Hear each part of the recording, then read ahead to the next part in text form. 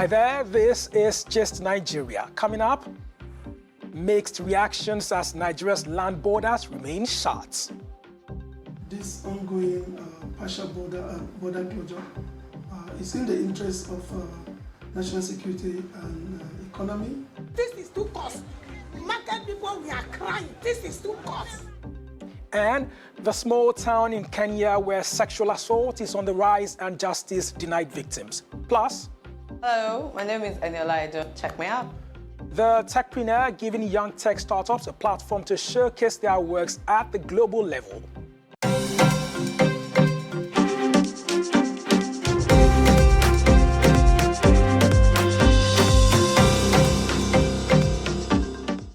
It's another edition of Just Nigeria from the BBC and Channels TV, where we bring you the stories being talked about on social media. I am Wale Fakile. So let's begin with our top story this week. Now, it has been over 2 months since the Nigerian government shut down its land borders to stop cross-border smuggling. While authorities say this has had positive effects on the country's revenue, some traders from both Nigeria and Benin Republic have complained of huge losses for their businesses. Ajoke Ulotse tells us more. Daliko, arguably one of the biggest and busiest rice markets in Nigeria. On this rainy Tuesday, it's a ghost of its usual self. The federal government's decision to temporarily shut its borders on the 20th of August has left rice sellers with little or nothing. Before the shutdown, shops here sold rice which is alleged to be largely smuggled in large quantities. Today, the story is different. Before the border closure, the price of rice was around 13,000. But after the border closure, it increased immediately to 16,000 because it wasn't available to buy. It's hard to get Nigerian rice. It's not as stable as foreign rice. Innocent has sold foreign rice to his customers for years. Now, he has to buy and sell locally produced rice. This, he laments, is largely unavailable and unusually expensive. For now, we don't have enough, even in the markets or what they call Nigerian rice, it's not enough to sustain the population we have in the country. A 2018 study by PricewaterhouseCoopers showed that Nigerians consumed 6.4 million tons of rice.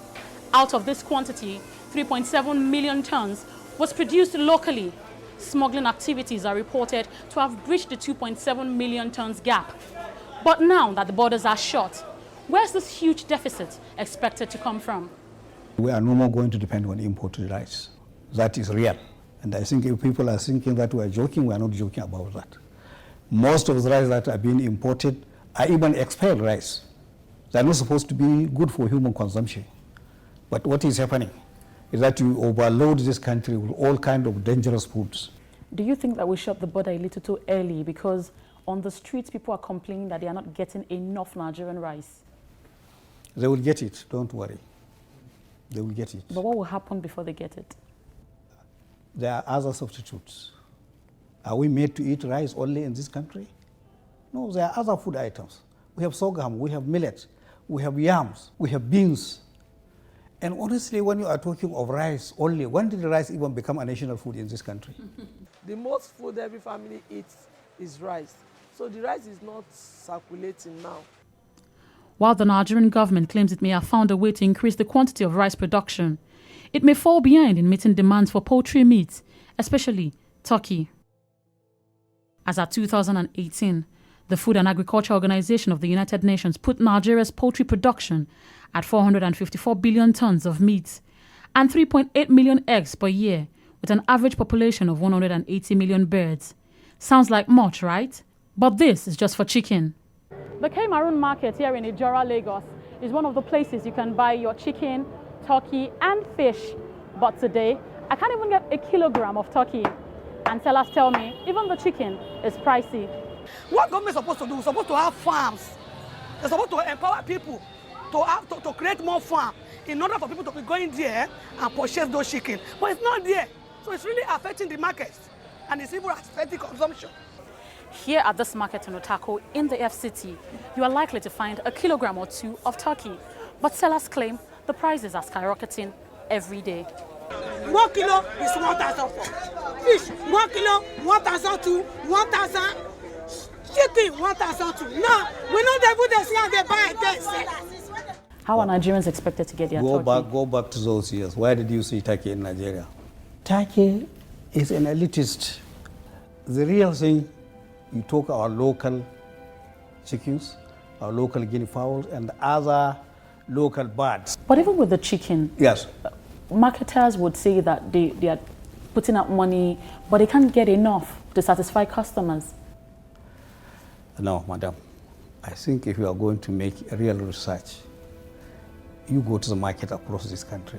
I'm not saying that you will be 100% satisfied, but at least there are enough chickens in this country and we can produce enough chicken in this country to feed ourselves. Everywhere you turn in Nigeria, huge lamentations continue to trail the scarcity and hike in prices of food commodities. But Nigerians are not the only one bearing the brunt of this closure. In neighboring Benin Republic, it's far worse. On the streets of Cotonou, market men and women have been left idle as stores continue to shut down on a daily basis. Feeding, paying house rent, even my light is cut. Reason, because I don't have money. There is no sales. This is Misebo, the fabric and fairly used section of the popular Tokwa market. Today, it's not business as usual. Before now, Nigerians thronged various sections of this market for their rice, vegetable oil, fabric, and pre-owned items. Over the last 3 months, it's been like this, near empty. Sights of closed stores and empty streets now characterize the once boisterous Tokwa market in Benin Republic. Alake sells fabric in Misebo. She tells me the last 3 months has been really hard on business owners. We don't make sales as we used to. Before they closed the border, we make sales of about 10 or 20 million cefas a day. But since the border was closed, we hardly make 500,000 cefas in sales. But it's not just businesses suffering. The entire economy is hurting. The closure of the border has been an economic problem for us. A border essentially allows for trade, for goods, services, and people to go back and forth. And if you close it, then of course it will affect the economy. Because most of our revenue in Benin comes from taxes, if we can't trade, it negatively affects our economy. So the closure of the border has directly affected our economy. Everything is more expensive now because we no longer have access to cheap goods, because Nigeria has always been one of our main trading partners. Despite the hardship, the Benin Republic government appears silent on the matter. Although the economic community of West African states has called for a reversal, the Nigerian government insists its borders will remain closed. This ongoing partial border closure is in the interest of national security and economy. So we will continue to do everything necessary to sustain any action that will better secure our nation. Can this border closure force food security on Nigeria? Or would Nigerians and our neighbors continue to suffer its lasting effects? What becomes of the nation's relations with its West African neighbors? And at what point would Nigeria have breached the Africa Continental Free Trade Area Agreement it recently signed on to? Opinions may vary, but the effects have been painfully felt by the people. Ajoke Hulotse, Gist Nigeria. Ajoke has raised some interesting questions there. To give us a clearer perspective, Gist Nigeria's Abayomi Adisa sat down with Wilson Aeromobil, an economist. Here is what he had to say. What is your opinion on the process leading to the shutting of the land borders? So I think the process could have been more engaging. The process could have, many of the stakeholders could have been more engaged and involved in deciding the best way to approach this so that it doesn't look like we are shutting out all the other countries that are also engaging in legitimate exports to Nigeria. Interesting, but I'm tempted to ask. Nigeria just recently signed the Continental African Free Trade Area Agreement. Do you see a contradiction that we just shut our borders when we signed on an agreement to have a free trade zone? Yes, it involves other countries, and it also sends that signal that we may not be ready for such kind of deal. But again, signing the deal does not necessarily mean we also have to allow for the importation of goods that are prohibited, or maybe security concerns, weapons that are being imported into the country. So there's a two-way side to look at it. The interest of Nigeria has to be put at the front first, before all of these. Okay, looking at the border closure now, what do you think is the overall effect on the Nigerian economy? In policies like this, there will be, those that would benefit, and then there will be the cost as well. But overall, is the scary impact on inflation, because, as you know, inflation is a disease, like we would say, a disease of the poor man. It affects the poor and even the low-income earners more than other category of income earners. And just recently, we've seen how price of rice has, increased significantly. And you would agree with me that the poor, particularly the low-income earners, spend more of their income on food items, and rice, of course, is a major staple commodity within Nigeria. So there's a big impact on inflation. There's so many pressure points of inflation. If you look at Nigeria as it is today, in December, there's a festive season coming up. Demand would be high, prices are likely to go up. In 2020, there's so many taxes coming on board, whether it's the increase in VAT, the communication tax, the 5% online tax, which means that the outlook for inflation is not really good. So the border closure is one of those things that we would likely see the impact on food prices. Many thanks, Wilson Aeromobil. Now, one of the reasons for shutting the land borders is to increase local production. But this does not appear so for the Manufacturers Association of Nigeria and the organized private sector. Manufacturers say the closure was rushed and ill-planned.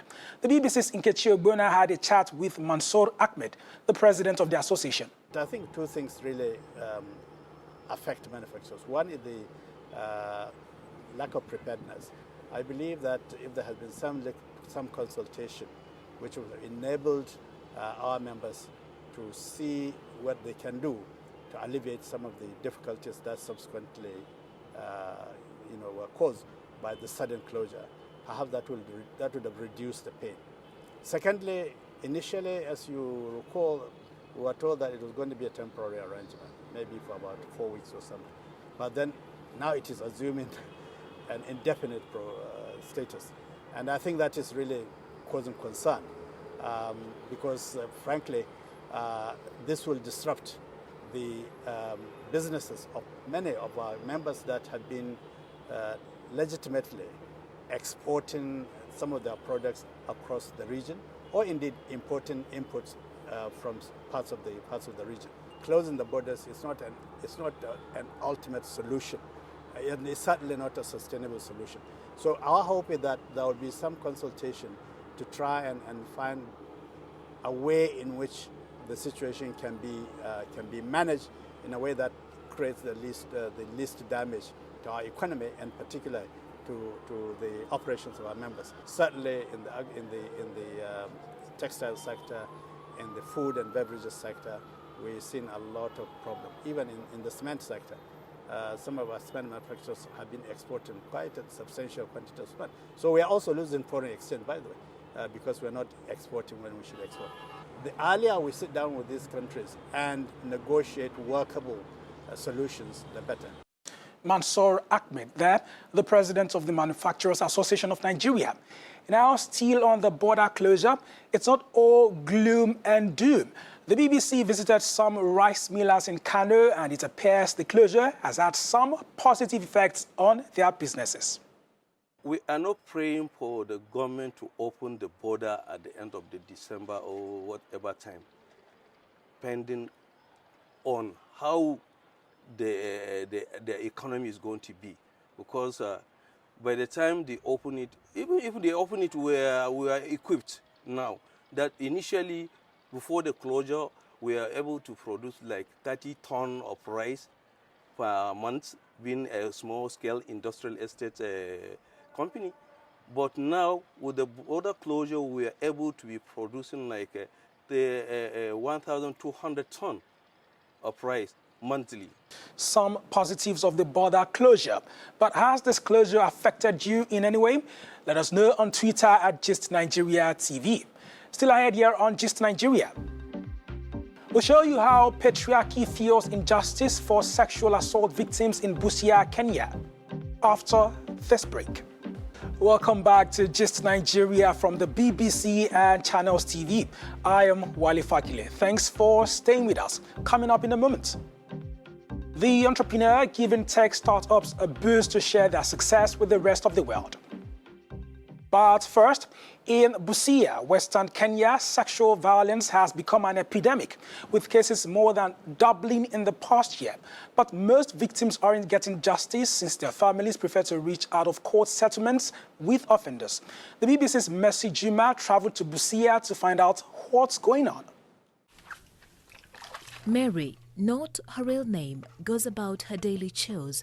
This 9-year-old was sexually assaulted by her grandparents' gardener in February this year.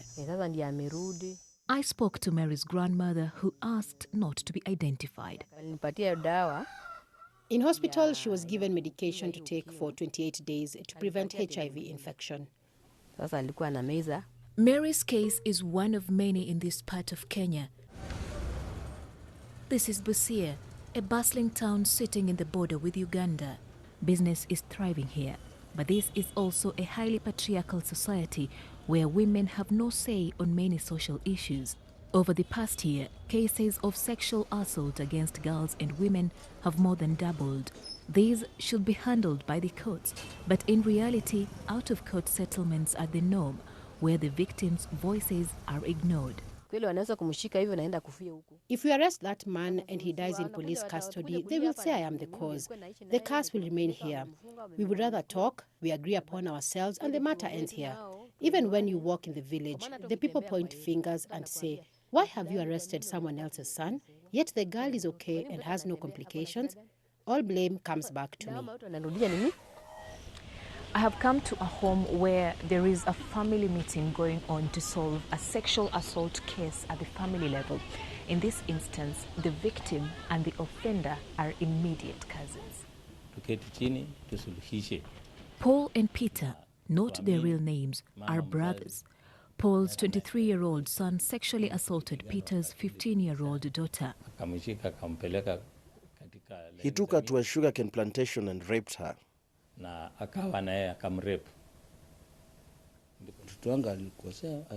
Truly, my brother, my son wronged you. I don't have much to say. Just give me a fine to pay. Outside the door, the victim listens as a decision is being breached about her by her elderly male relatives. Her voice does not matter. Mary Makoha runs a child protection program in Busia County. She says she receives almost every day a case involving a minor girl, some involving children as young as 9 months old. It has become so normalized. You go to a village and the people in the village will tell you, oh, that one is known for this character. He defiles children. We know, it is so normal. It is so, and they'll even count for you how many were given cows, how many were given goats, how many were given grain in exchange for justice for a child.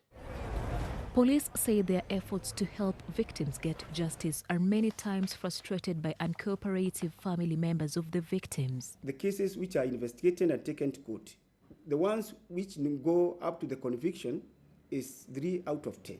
When parents are compromised and there is no appearance of the victim, police are put in a very awkward situation by the court because the court may not understand where the victim is or the circumstance leading to the failure of the victim to appear in court. So while sex offenders and some parents turn this into a trade, many children who are the victims are left with lifelong scars, forced to live near those who stole their childhood with no prospect of justice. Mercy Juma, BBC News, Busia. Moving on to other stories. In South Africa, a golf prodigy has been making headlines with a number of prestigious titles and medals in international competitions. He is known by the nickname of Sim Tiger, a reference to the legendary Tiger Woods. The BBC went to meet him in Johannesburg. Champion, champion, champion, champion, champion, champion, champion, champion. My name is Simtandile Shabalala. I'm 7 years old. I play golf and I want to become the best in the world. You have to practice because you have to be different from the others. That's how you win tournaments. You have to practice in the morning, you can practice in the afternoon. I want to win the Masters, the PGA Tours, the Majors, and the British Opens and all those stuff. I would like to inspire other kids, and then they can do what I do, play golf and enjoy the game and have fun. Good shot, good golf. And that leads us to Check Me Out, our weekly showcase for Nigerians achieving amazing things around the world. Eniola Edun transitioned from a marketing communications career into the world of technology because she saw possibilities. She's passionate about identifying talented tech startups and giving them a boost to go global. Let's check her out. Hello, my name is Eniola Edun and I am the General Manager of Tech Plus. Check me out. I grew up in Ibadan, and growing up in Ibadan was such an interesting time of my life. If you know Ibadan very well, then you know the best amala, you know where it is. I attended Leeds City University in the city of Ibadan, and I studied international relations and politics. I went ahead to the UK in 2013 to study international business. I enjoyed it so much. There was a lot of learning. This time around, going back in 2015 to get my master's in strategic marketing, it was with a lot of understanding of what the requirement is or was for me at the time. My experience in the UK was quite an interesting one. One is there with pronunciation of my name, Eniola. I go, Eniola. It's Eniola. For me, I've never really loved, British accent, fantastic. American accent, great. But for me, it's speaking good English, unaccented. I'm Nigerian. Yes, I am Nigerian, proud. So I think I struggled. Part of my challenges in the UK as well. So at the company that I worked for, making cold calls was a struggle. And I think that period also helped me build resilience. After my master's program in the UK, I had the option of staying back. Some of my friends back then actually stayed back. But for me, it was more of, I've learned so much here. There is so much possibilities. There's so much here that all I had in my head at the time was just to go back home and replicate. I saw myself transition from a marketing communications expert, a marketing strategist, into tech. Tech Plus, before now, was primarily an event platform, an event for all things technology, a guardian of all things technology. We started a journey of finding talents that are doing amazing things outside of Lagos and Abuja. Those guys, they operate out of the Northern Humanitarian Innovation Hub in Yola. And they're doing amazing things with additive manufacturing, which is 3D printing. They're printing prosthetics to give to IDP amputees. Another passionate area for us is the area of digital literacy and digital entrepreneurship. There is enough space for you at the table. If nothing is ever handed over to you, I hope that you know I am a living testament to that. You have to create your own seat, pick your own chair and put it at the table and create the life that you want for yourself. It is possible. I am a possibility. I'm a testament to the things that are possible in this space. My name is Eniola Edun, the General Manager of Tech Plus. You have just checked me out.